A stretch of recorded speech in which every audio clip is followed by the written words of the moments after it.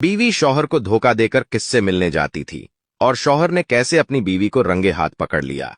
शौहर जैसे ही ऑफिस के लिए बाहर चला जाता तो उसकी बीवी चुपके उसे देखकर घर के दरवाजे पर आती, इधर उधर देखती कि कहीं उसे कोई देख तो नहीं रहा है। फिर वह चुपचाप घर से बाहर निकलकर किसी से मिलने चली जाती। फिर जब शौहर के घर वापस आने का वक्त होता तो उसके पहले बीवी जाती। शौहर जब घर पहुंचता तो वो उसका बहुत अच्छे से इस्तकबाल करती, लेकिन उसका शौहर कभी भी उसके साथ हंसी मजाक से बात नहीं करता था। एक दिन उसका शौहर काम पर चला जाता है तो उसकी बीवी शौहर के चले जाने के बाद बैग उठाती है और घर से बाहर निकल जाती है। उसके जाने का यह मंजर एक लड़का रोजाना देखा करता था।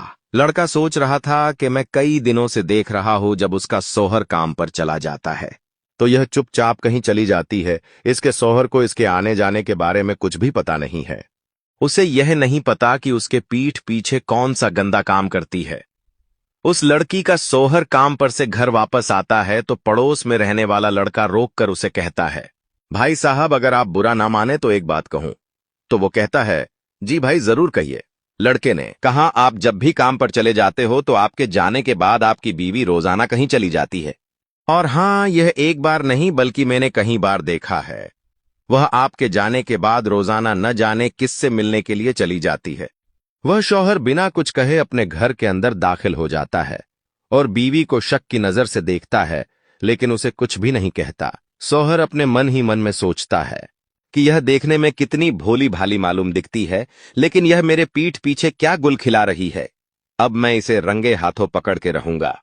अगले रोज सुबह सवेरे अपने मामूल के मुताबिक शौहर तैयार होकर काम पर जाने के बहाने घर से बाहर निकल जाता है, पर वो आज काम पर नहीं जाता बल्कि चुपके से अपने घर की गली में जाकर छुप जाता है और सोचता है कि आज जैसे ही मेरी बीवी घर से बाहर निकलेगी मैं इसका पीछा करूंगा और मैं उसे रंगे हाथों पकड़ कर रहूंगा। शौहर ने देखा कि बीवी घर के गेट पर आती है, चारों तरफ नजर दौड़ाती है कि कहीं उसे बाहर निकलते हुए कोई उसे देख तो नहीं रहा है। फिर वह अपने घर के दरवाजे को लॉक करके बैग लेकर वहां से चुपचाप चली जाती है।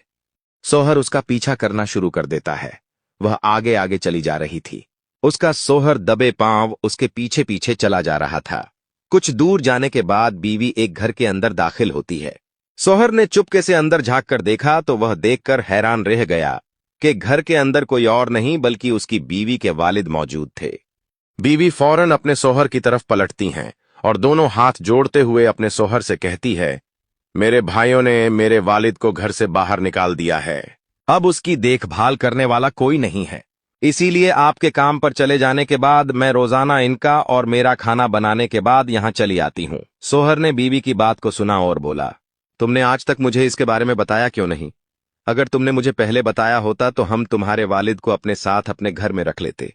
बीवी ने जब यह सुना तो कहने लगी, मेरे सगे भाइयों ने मेरे वालिद को घर से बाहर निकाल दिया, भला आप मेरे वालिद को अपने घर में कैसे रखते? बस यही सोचकर मैंने आपको अब तक कुछ नहीं बताया। मैं नहीं चाहती थी मेरे वालिद आप पर बोझ बने, इसीलिए मैं खामोशी के साथ अपने वालिद के पास चली आती थी और इनकी खिदमत किया करती थी। और यही वजह है कि मैं सारी बातें अब तक आपसे छुपी रखी हैं। दोस्तों, वाकई बेटी अल्लाह की नेमत हुआ करती हैं और एक बेटी कहीं भी अपने वालिद को परेशान नहीं देख सकती। आज के दौर में जो लोग बेटी को बोझ समझते हैं उनके लिए ये एक सबक है।